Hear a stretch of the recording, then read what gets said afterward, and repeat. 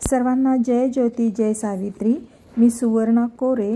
आज मी तुम्हाला एक पारंपरिक विस्मृतीत गेलेली रेसिपी करून दाखवणार आहे। आमच्या लहानपणी कोल्हापूर भागात गारवा नेताना आवर्जून केला जाणारा पदार्थ म्हणजे ठोंबरा, मक्याचा ठोंबरा। आपण याला मक्याचा भातही म्हणू शकतो। यासाठी मका पॉलिश करून वापरला जातो। खूप दिवसापासून ही रेसिपी बनवायची होती, पण मला मकेच मिळत नव्हते। मग या रक्षाबंधनला माझा भाऊ येणार होता। त्यानं यायच्या आधी फोन केला आणि विचारलं मला की माई काय आणू। तर त्याला मी सहज बोलले, अरे मके मिळाले तर घेऊन ये। तर तो येताना मके घेऊन आला। गप्पा मारता मारता तोही म्हणाला की माई खूप वर्ष झाले मीही खाल्लो नाही ठोंबरा। तर तो एक दिवस राहणार होता, तर म्हटलं चला त्याला खाऊच घालूया। मके पॉलिश केलेले नव्हते, त्यामुळं मी काय केलं, मके स्वच्छ निवडून घेतले, एका भांड्यामध्ये घेतले आणि त्याला थोडंसं असं पाणी मारून ओलं केलं आणि थोडा वेळ ते सुकू दिलं आणि ते नंतर मिक्सरमधून जाडसर असं फिरवून घेतलं, ते चाळून घेतलं, त्याचं पीठ वेगळं काढलं।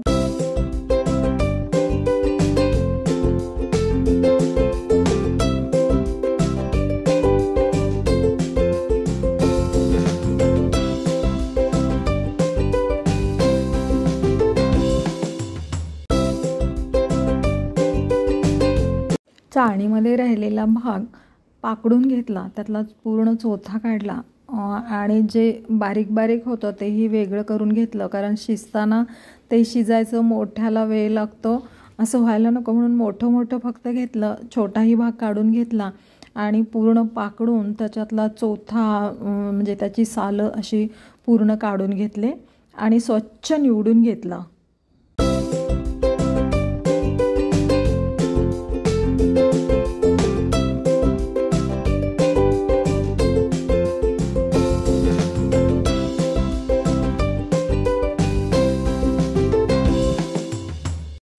असा स्वच्छ निवडलेला मका होता, तो एक 2 भांडी मका घेतला आणि एका भांड्यामध्ये घेऊन 2 वेळा पाणी घालून तो स्वच्छ धुवून घेतला। पाणी घातल्यानंतर त्याच्यामध्ये जे पोकळ असतं किंवा चोथा असतो तो वरती तरंगतो, तो पूर्ण काढून घेतला आणि 2 वेळा स्वच्छ पाण्यात धुवून घेऊन एक 5 ते 6 तासासाठी भिजत ठेवला।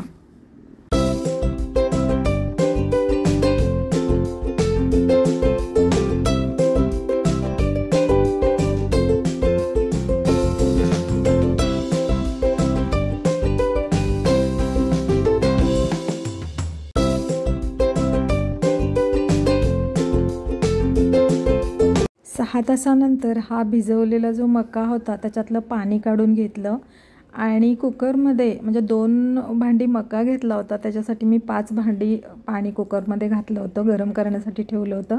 पाणी गरम झाल्यानंतर त्यामध्ये मका घातला आणि चवीसाठी थोडंसं मीठ घातलं आणि झाकण लावून त्याला एक 8-9 शिट्या दिल्या।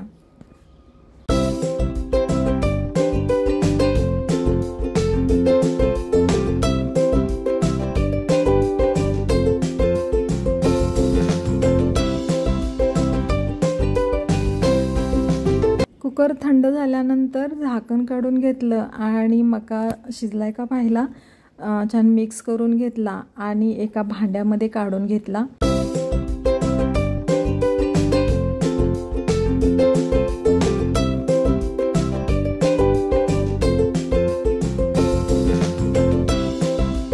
आता या भाताला ठेचलेला लसूण घालून तो छान मिक्स करून घेतला आणि मिश्रण आहे ते कोमट होण्यासाठी ठेवून दिलं।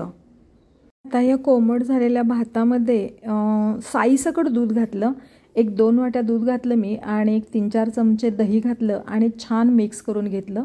आपण त्याच्यामध्ये पूर्ण दहीही घालू शकतो, पण थोड्या वेळाने तो खूप आंबट होतो, त्यामुळे दूध आणि दही घातलं की तेवढा जास्त आंबट होत नाही।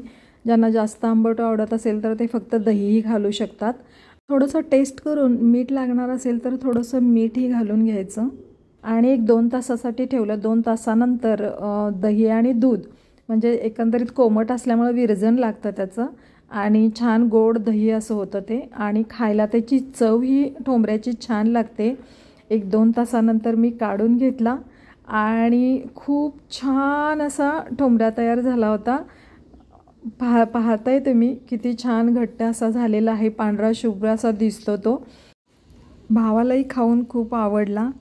तुम्ही नक्की करून पहा, तुम्हालाही आवडेल. जर मके पॉलिश करून मिळाले तर एकदम छान अखंड मक्याचा असा खूप सुंदर होतो.